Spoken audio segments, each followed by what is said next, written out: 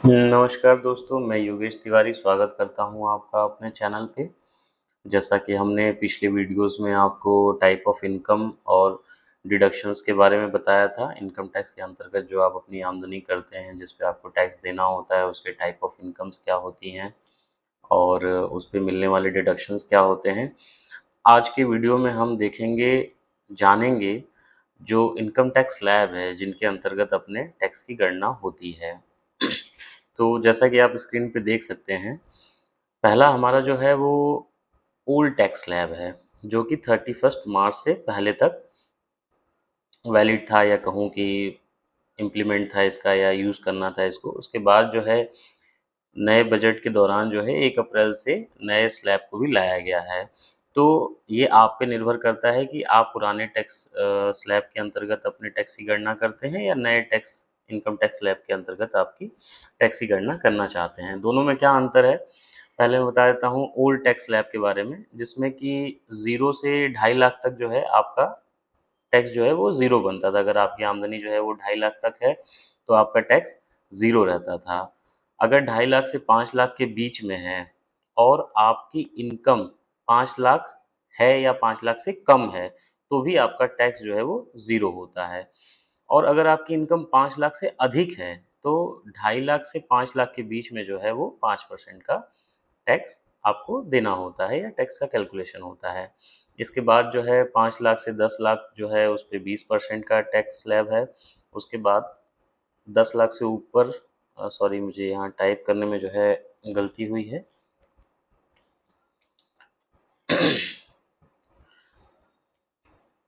तो 10 लाख तक आपका जो टैक्स है वो 20% रहेगा, और 10 लाख से ऊपर अगर आप हैं तो 30 लाख की टैक्स की आपकी कैलकुलेशन होती है।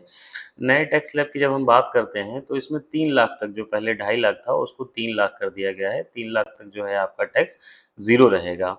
3 लाख से 6 लाख तक, अगर आपकी इनकम टोटल 7 लाख या 7 लाख से नीचे है, टैक्सेबल इनकम यहाँ पे हम बात कर रहे हैं, तो 6 लाख तक जो है टैक्स आपका ज़ीरो ही रहेगा।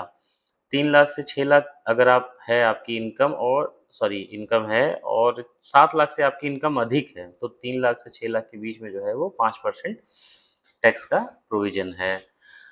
इसके बाद दोस्तों 6 लाख से 9 लाख तक, जैसा कि 7 लाख अगर आपकी इनकम है, तो 6 लाख से ऊपर आपका 1 लाख इनकम और कैलकुलेट होगा, तो उस कंडीशन में आपका टैक्स जो है वो ज़ीरो ही रहेगा। इसके बाद हम आगे बढ़ते हैं, अगर आपकी इनकम 7 लाख से अधिक है, तो 6 लाख से 9 लाख के बीच में आपको 10% का टैक्स देना होगा। अब दोस्तों 9 लाख से 12 लाख 15%, और इसी तरीके से 12 से 15 लाख के बीच में 20%, और 15 लाख से ऊपर अगर आपकी इनकम है तो 30% है। दोस्तों इन सारे टैक्सेस के बाद जो है, जो परसेंटेज मैंने आपको बताए हैं, जो भी आपका इनकम टैक्स कैलकुलेट होता है, उस पे 4% का हमको सेस भी देना होता है।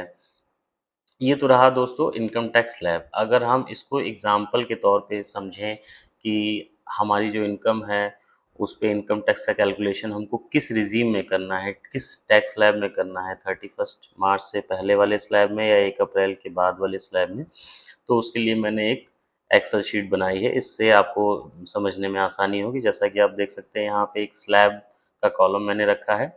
आपकी इनकम अगर 0 से 2.5 लाख, 2.5 से 3, 3 से 5, 5 से 6, इस तरीके से मैंने, आप देख सकते हैं, 15 लाख तक का क्राइटेरिया रखा हुआ है।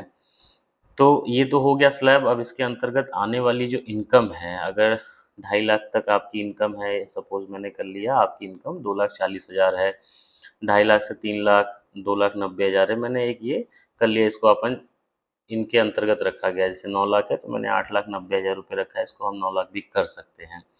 अच्छा, इसके बाद दोस्तों ये एक कॉलम है जिसमें कि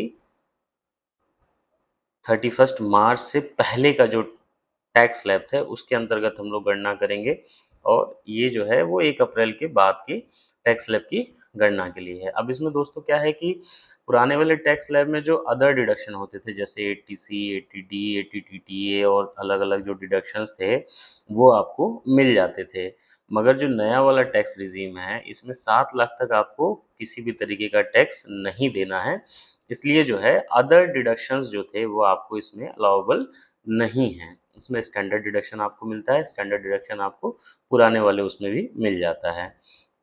तो इस तरीके से दोस्तों एक कंपैरिजन के लिए हमने बनाया है यहाँ पे। देखिए कि अगर आपकी इनकम जो है वो 2.5 लाख है, 2,40,000 है, तो 50,000 का स्टैंडर्ड डिडक्शन रख लेते हैं। और आपका अगर, हालांकि इसको हम चेंज भी कर सकते हैं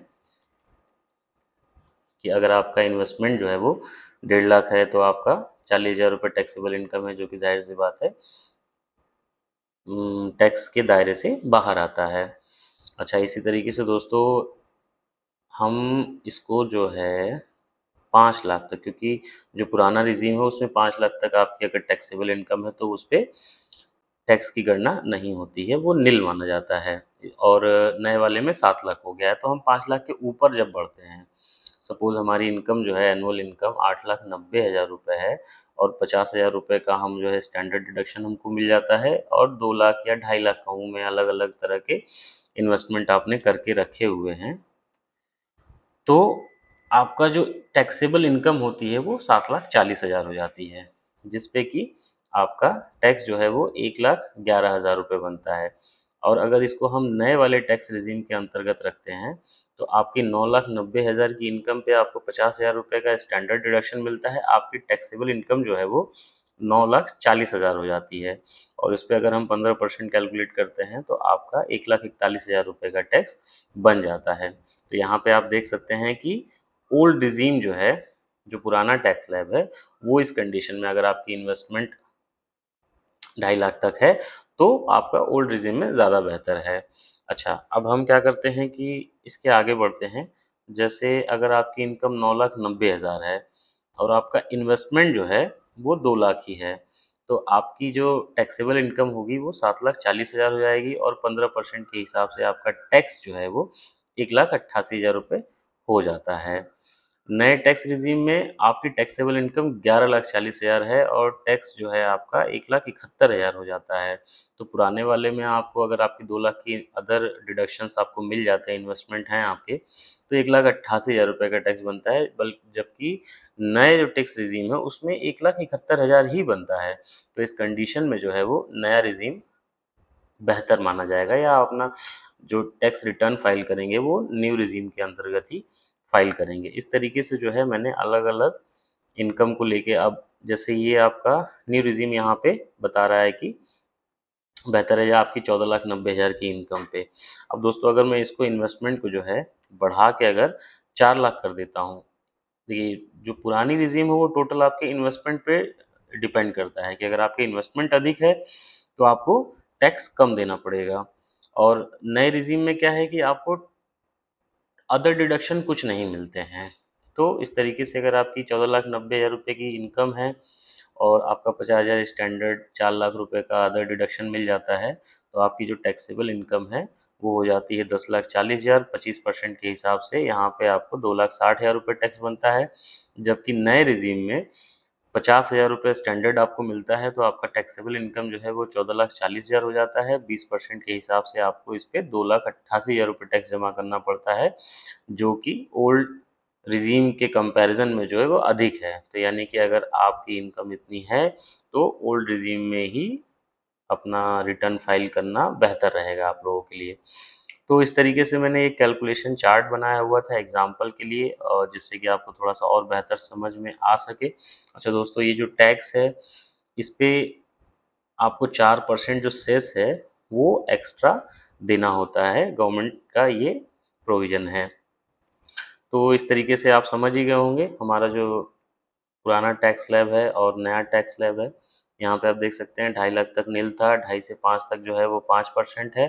अगर आपकी इनकम 5 लाख ही या 5 लाख से कम है तो ज़ीरो ही रहेगा, और 5 से 10 पे 20% है, 10 से ऊपर जब अगर आप जाते हैं तो 30% है। और नया जो टैक्स स्लैब है इसमें आपकी इनकम जो है वो 3 लाख तक नील है, 3 से 6 पे 0% है अगर आपकी इनकम 7 लाख से कम है तो, और 3 से 6 लाख के बीच में अगर आपकी इनकम 7 लाख से अधिक है तो 5%। इसी तरीके से 6 से 9 के बीच में अगर आपकी इनकम 7 लाख से कम है तो 0%। 6 से 9 के बीच में जो है 10% है अगर आपकी टैक्सेबल इनकम जो है वो 7 लाख से अधिक है। यहाँ दोस्तों टैक्सेबल इनकम से मतलब है आपकी टोटल इनकम माइनस जो डिडक्शंस, जो इन्वेस्टमेंट या जो खर्चे आपके हुए हैं, जो इनकम टैक्स लॉ आपको अलाउ करता है, उनको माइनस करने के बाद जो आपकी इनकम आती है वो आपकी टैक्सेबल इनकम होती है।